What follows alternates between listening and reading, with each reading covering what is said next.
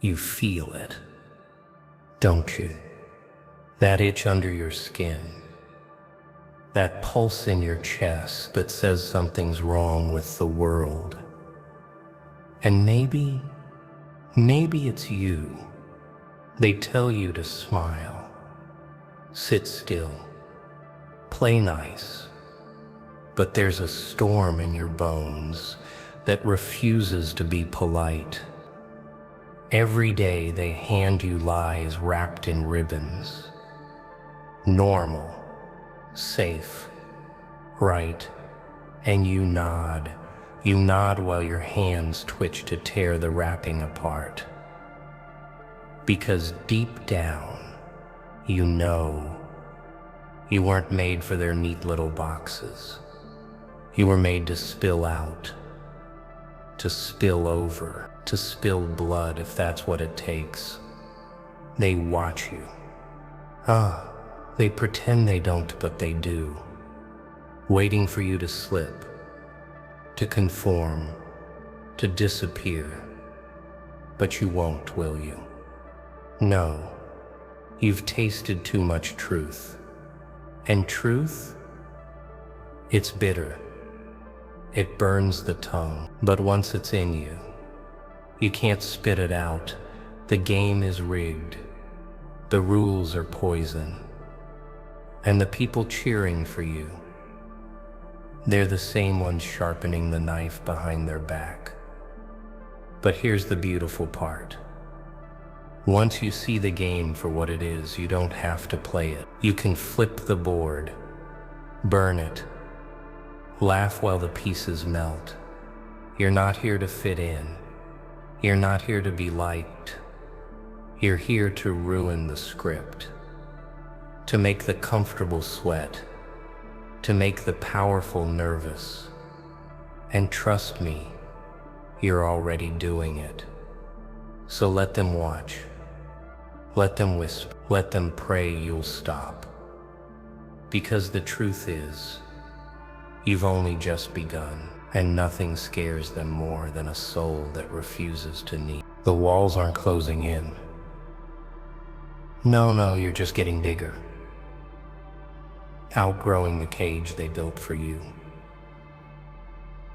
Every step you take, every thought you dare to think, it rattles them. Oh, they smile, they pretend it's nothing, but behind their eyes, panic. They see it. That flicker in you, that hunger. You're not supposed to have it. You were supposed to stay small, predictable, harmless. But you didn't, did you? They'll tell you you're impatient, reckless, dangerous. They'll dress it up as concern, but it's fear, sweet, delicious fear. Because mediocrity is their safe little blanket, and here you are ripping it right off. You walk into a room and suddenly, everyone remembers how much they've settled. You don't even have to say a word. Your ambition, it stinks to them. Like smoke before a fire. You know the funny part? They'll pretend they want you to win. They'll clap for you, cheer for you, toast to your success. But watch their hands, watch their eyes. Watch for the twitch when you take a step too far ahead. That's the moment they start whispering. And those whispers, they're not prayers, they're warning. But you're already dangerous. Not because of what you've done, but because of what you might do. That uncertainty, it drives them mad. You're a loaded gun they can't disarm, a storm they can't predict, and they hate that. Oh, how they hate that. So they'll try to box you in. Stay humble, play nice, don't rock the boat. But you were born to sink ships. You were born to make the calm water boil. The more they try to contain you, the more you'll bleed through the cracks. Until one day, they'll realize they never had control. They just thought they did. And when that day comes, when you finally step out of that shrinking room and stretch to your full height, you'll see the truth. You were never the problem. You were the warning, the signal flare in the night sky. And they should have been scared, because you're not here to fit in. You're here to burn the whole blueprint. Not all prisons have bars. Some have polite smiles, handshakes. How are you with a tone so sweet it rots your teeth? They pat you on the back, but their other hand is tying a knot around your neck. The chains don't rattle here. No, they're soft. Velvet. Invisible. You don't even feel them until you try to move. You think you're free because there's no guard standing over you, but the guard lives in your head now. They put him there, they built him out of rules, etiquette, and that voice that says, "Don't make a scene." They trained you to obey without shouting orders. Now you police yourself, and they sit back smiling, knowing you'll never break the line they drew. Every fake smile is a command. Every "just be patient" is another lock clicking into place. They make you believe it's for your own good, like a leash is just a necklace. They sell you this lie, normal life, and you buy it, proudly wearing your cage like a crown. And you clap for the other prisoners when they get a slightly bigger cell. You don't see the system because you're standing in the middle of it. You can't smell the poison when it's the air you breathe. Every meeting, every form you fill out, every polite "we'll get back to you" is another thread, wrapping tighter and tighter until you can't tell if you're standing tall or hanging. But here's the trick. Chains only work if you believe in them. If you treat their rules as truth, if you play their game. The moment you stop believing, the moment you test that invisible wall, you'll feel it crack. And that crack?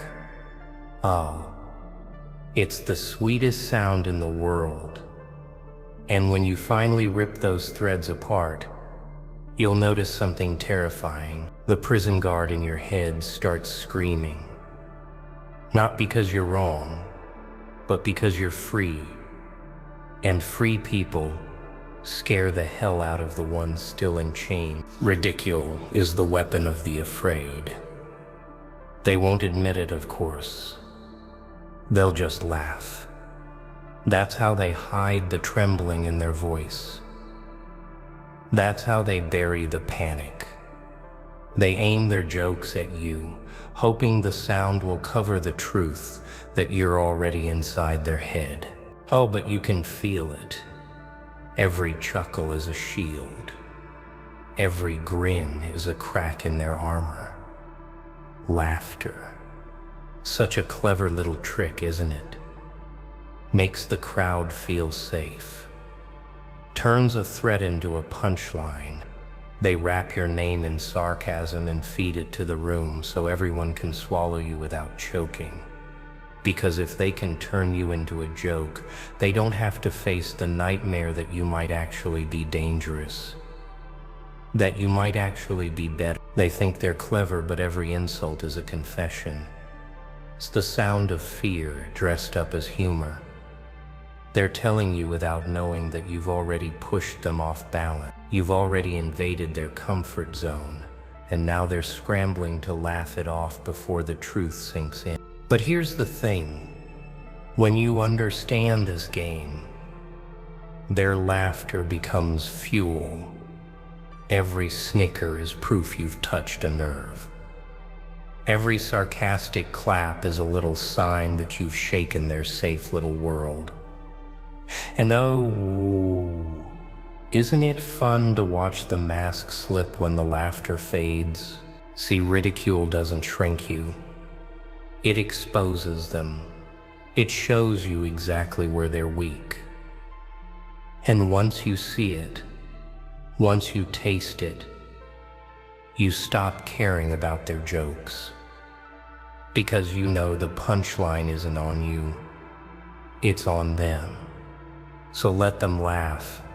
Let them drown in their nervous giggles.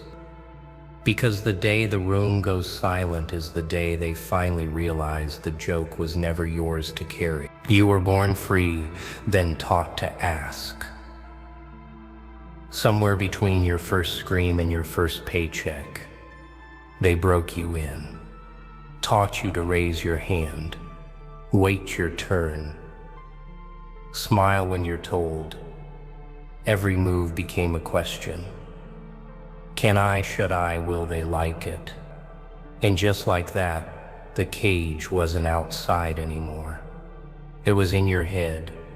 They dressed it up as manners, as respect, as the right way to do things. But it was never about doing things right. It was about keeping you small, predictable, harmless. Because a person who acts without permission, oh, that's dangerous. That's unpredictable. That's a problem they can't control. They want you to believe you need a green light before you move. They want you stuck at the intersection, waiting for approval from people who don't even want you to get anywhere. They sell you this idea that validation is currency and without it, you're broke. But the truth, the moment you stop asking, you're rich. Every great move in history was made without permission. Revolutions weren't signed off by a committee. Empires weren't built with polite emails. Power isn't granted, it's taken. And the second you realize that, you stop knocking on doors. You kick them in. You stop asking, is this okay? And start saying, watch me.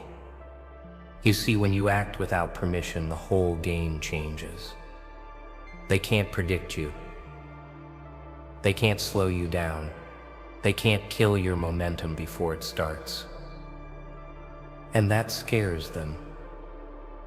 Oh, it terrifies them. Because once you taste the freedom of moving without a nod of approval, you never go back. So stop asking. Stop waiting. Stop shrinking your steps to fit inside someone else's comfort zone. You weren't put here to live on your knees waiting for a yes. You were put here to take what's yours and smile while they choke on their surprise. The loudest man in the room is already losing. He's bleeding his secrets through every word, filling the air with noise because he's terrified of the quiet silence. Silence is different. Silence is a blade, and the one who wields it controls the game. Most people can't stand it. The stillness, the absence of sound. It crawls under their skin, makes them squirm, forces them to talk just to kill the weight of it. And that's when they slip. That's when the truth falls out between their teeth. You don't have to interrogate them, you just have to wait. See, noise is predictable, but silence is a mirror. It makes them face themselves, and they don't like what they see. It forces them to wonder what you're thinking, what you're planning, why you're not moving like everyone else. And that uncertainty, it's intoxicating. It's power. When you're unreadable, you're untouchable. They can't counter what they can't see. They can't prepare for a move they don't know is coming. Your silence keeps them guessing, second guessing, doubting themselves until they're fighting shadows. And shadows always win. The trick is, you don't use silence to hide. You use it to sharpen, to study, to make the next word you speak Lethal. Silence doesn't mean absence, it means precision. Every word becomes a bullet. Every pause becomes a threat. So stop filling the air just to feel safe. Let them choke on the quiet. Let them sweat in the pause. And when you finally speak, make sure it's the kind of truth that cuts deeper than any scream ever could. The moment you stop needing, you become lethal. Need is a leash, and they know exactly how to pull it. Money, praise, a pat on the back. They dangle it in front of you like a bone in front of a dog. And as long as you chase it, they own you. But the day you stop, the day you rip the leash off your neck, that's when you stop being their pet and start being their problem. Detachment is dangerous. Not the kind that makes you numb, but the kind that makes you free. When you can walk away from the table no matter what's on it, you scare them because they can't buy you. They can't bait you. They can't threaten to take away something you never needed in the first place. Hunger is different when you control it. Most people are slaves to it, consumed by their cravings, chasing scraps like it's survival. But when you harness it, when you make hunger your ally instead of your master, oh, you become unstoppable. You choose when to feed. You choose what to take. And you never ever beg. There's a cold beauty in self-reliance, a stillness. You move through the world untouched by the storms that swallow others whole. While they cling to their comforts like lifeboats, you walk on water.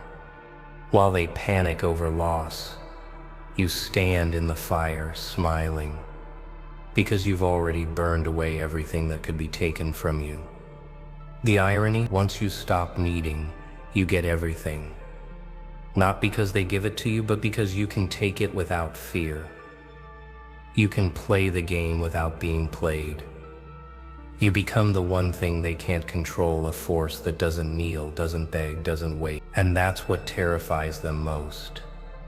Not your power, not your ambition, but the truth that no chain can hold a man who no longer needs what's on the other side. They hand you a script the day you're born. Set it on fire. It's neat, polished, safe. It tells you where to sit, when to speak, how to smile. It feeds you the perfect little plot. Study hard, obey quietly, work endlessly, retire politely, die quietly, and everyone around you nods because they're all reading from the same damn page. The script is a lie dressed as stability, a slow poison. It trades your fire for comfort, your time for crumbs, your life for the illusion of control. You're told to color inside the lines, until one day you realize the lines were a cage. And by then, the pages are almost gone, the ending already written. The cost of compliance isn't safety, it's decay. You don't notice it at first. The years blur, the days bleed into each other, and you tell yourself this is how it's supposed to be. But deep down, you know you're rotting while still breathing. You know you were meant for more than this gray scripted existence. So here's the twist. Life isn't a script. It's improv. The best scenes happen when you throw the lines away, when you tear the page and start speaking from your own damn mouth. You stumble, you mess up, you scare people, but for the first time, it's yours. They'll call you reckless, irresponsible, insane, but what they really mean is unpredictable. And unpredictability, that's the oxygen of the free. That's the death of control. That's the fire that burns their perfect little theater down to ashes. So take their script, Smile, then tear it in half. Let the pages burn slow enough for them to watch. And when they ask what your story is now, tell them you're still writing it, in real time, in blood, in freedom. They don't fear you failing. They fear you not playing their game. Failure keeps you in their loop. It keeps you coming back for another spin on the wheel, begging for a better role. But the second you step off the board, the second you stop following their rules, that's when the cracks start to show. Control isn't about chains, it's about patterns. Systems survive because everyone moves in predictable rhythms. You work the same hours, think the same thoughts, spend the same way, speak the same way, and they watch, measure, adjust. But when one person decides, no, I'm done dancing to this beat, the whole rhythm stutters. Quiet rebellion is the deadliest kind. Not protests, not speeches, just withdraw. You don't show up to their stage. You don't clap when they cue you. You don't participate in the charade. And suddenly the machine starts skipping. The gears grind. They notice the absence. They feel the gap you leave behind like a missing tooth. They can't stop tonguing. The more unpredictable you are, the more dangerous you become. They can't prepare for you, can't trap you, can't bribe or threaten you, because they don't know what you'll do next. You stop being a pawn and start being a ghost. And ghosts can walk through walls they thought were solid. Here's the secret. They don't have a plan for free thinkers. They only have plans for obedient ones. The second you stop reacting the way they expect, they lose the map. And when they lose the map, they lose the war. So be the variable, the glitch, the error they can't fix. Stop playing their game and watch how fast their confidence turns to fear. Because power isn't built to handle chaos. And you, my friend, are chaos with a heartbeat. That's all that's left when you're done. Their rules? Gone. Their whispers? Silent. Their little fortress of control? Reduced to dust swirling in the wind. And you're still standing, breathing, smiling like the villain in a story they swore could never be beaten. They'll say you changed, that you became something darker.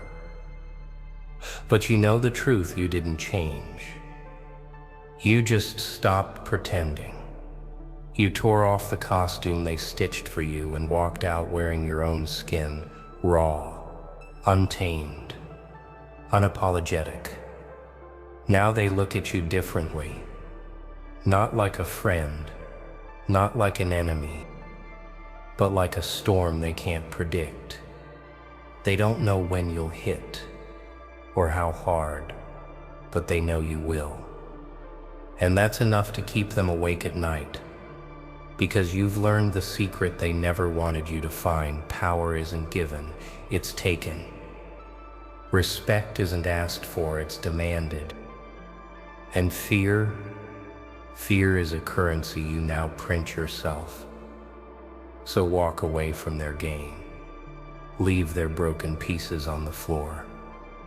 And never look back. You've got your own fire now. And it doesn't burn for them. It burns for you. And trust me, nothing terrifies them more than someone who walks through their ashes without ever slowing down.